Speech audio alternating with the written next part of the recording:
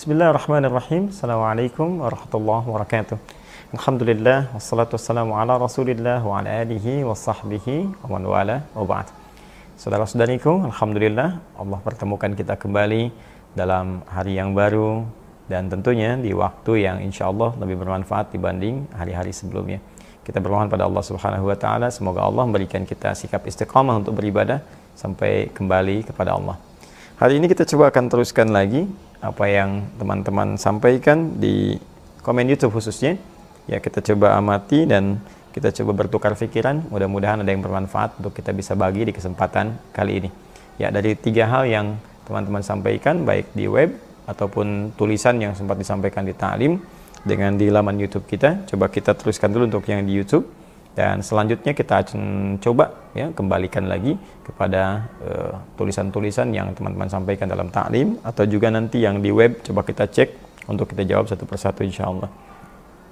Baik, ada pertanyaan dari akhuna Muhammad Riza. Baik, Assalamualaikum Ustaz. Waalaikumsalam warahmatullahi wabarakatuh. Bolehkah menunaikan sholat syuruk di rumah setelah sholat berjamaah di masjid? Terima kasih. Allah barik fiik. Baik, kita lihat dulu dalilnya. Nah, setelah menemukan dalil itu, baru kemudian kita komentari dan kita bisa simpulkan bagaimana penunaian sholat syuruk yang dimaksudkan. Baik, tentang syuruk ini kita bisa temukan misal di hadis riwayat At-Tirmidzi, ya, nomor hadis 586 dan status hadisnya insya Allah sahih. Baik, disampaikan dari sahabat Anas bin Malik, ini yang paling populer, ya. Qala Rasulullah sallallahu alaihi wasallam, ya, man shalla al-ghadata fi jama'atin, ya, dalam riwayat lain fi masjid, ya, thumma qa'ada yadhkurullaha, barang siapa yang menunaikan salat subuh di masjid, di riwayat lain secara berjamaah, kemudian duduk berzikir kepada Allah Subhanahu wa taala, ya, hatta tatlu'a syamsi, ya, sampai dengan matahari kemudian terbit, di riwayat lain ila subhatid duha, di awal waktu duha. Kemudian thumma yusalli rak'atain, kemudian dia menunaikan salat 2 rakaat, fakana alaihi ka ajri hajjin wa umratin, maka dia mendapatkan pahala senilai haji dan umrah. Dan ini disampaikan dari Rasulullah SAW, tammatun tammatun tammatun, itu sempurna sempurna sempurna. Demikian diantara bunyi hadis yang populer kita dapatkan bahwa pertama, syarat untuk bisa menunaikan salat ini disebut dengan syuruk. Ya, kita definisikan dulu, salat syuruk itu adalah salat yang ditunaikan di awal waktu duha. Ingat, di awal waktu duha. Jadi duha itu nanti ada awalnya, ada pertengahannya, ada akhirnya. Nah, awal duha ini disebut dengan syuruk.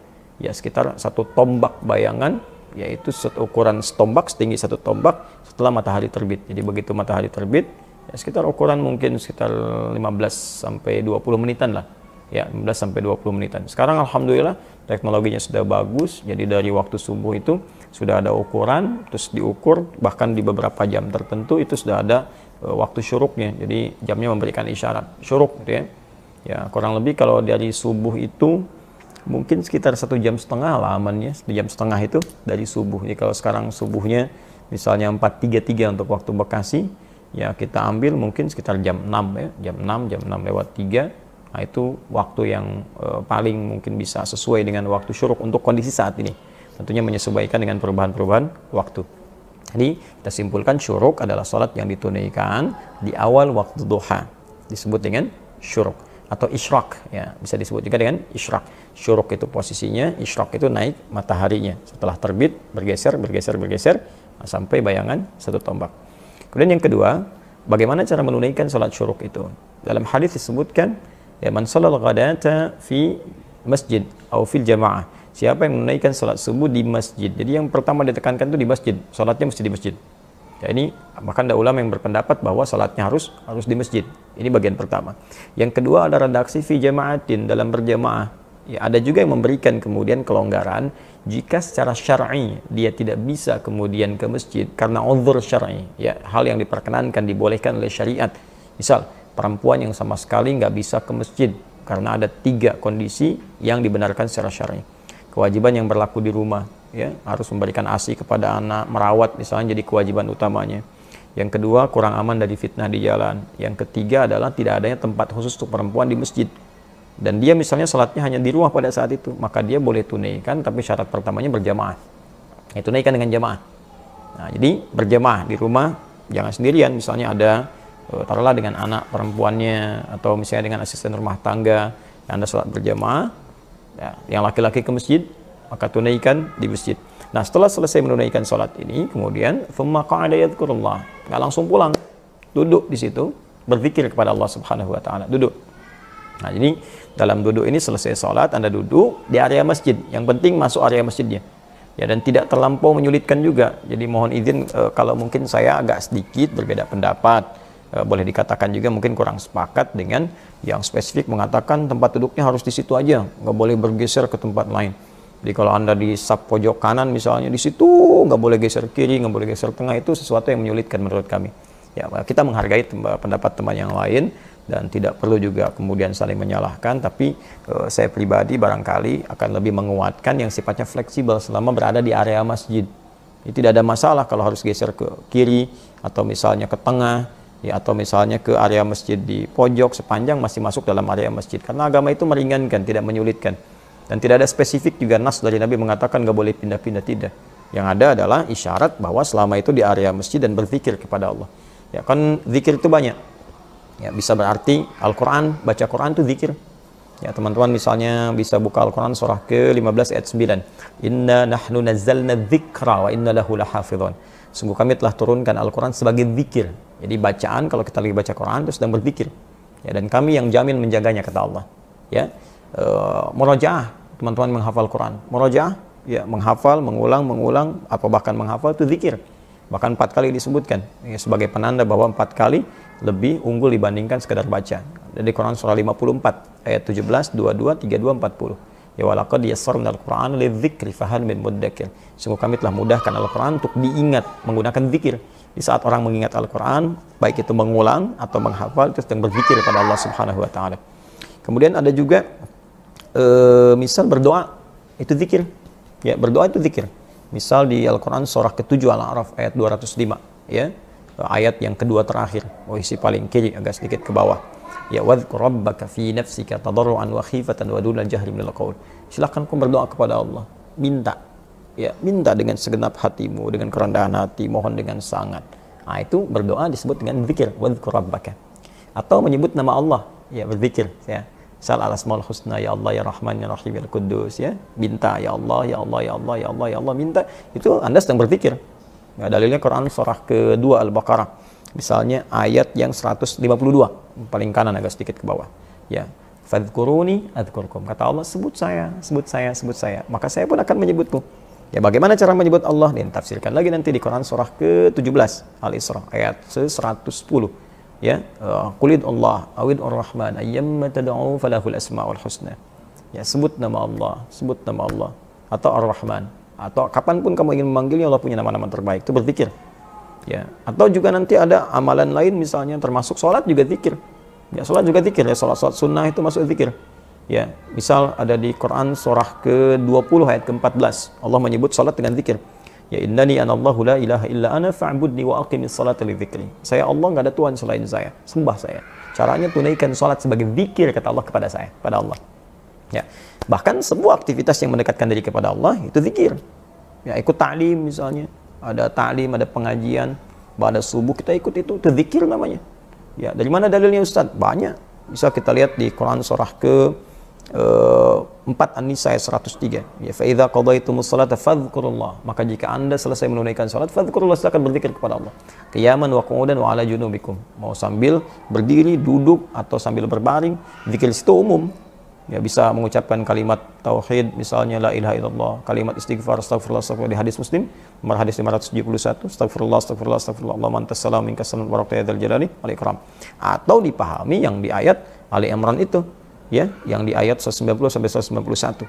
Ya, Allah menyampaikan, inna fi khalqis samawati wal ardi wa ikhtilafil laili wan nahari la ayatin lil albab alladzina yadhkuruna Allaha qiyaman wa qu'udan wa 'ala junubihim.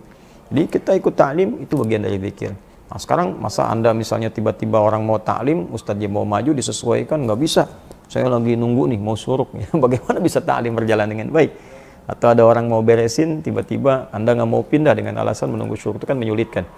Ya, jadi silahkan setelah sholat subuh, Anda duduk sesuai dengan kenyamanannya, termasuk di area masjid, jangan keluar dari area masjid. Kemudian di situ Anda berzikir kepada Allah, pilih maukah tilawah Al-Quran, baca Al-Quran, menghafal Al-Quran, atau mungkin ikut ta'lim di waktu subuh, Ahad, Sabtu tuh enak banget tuh.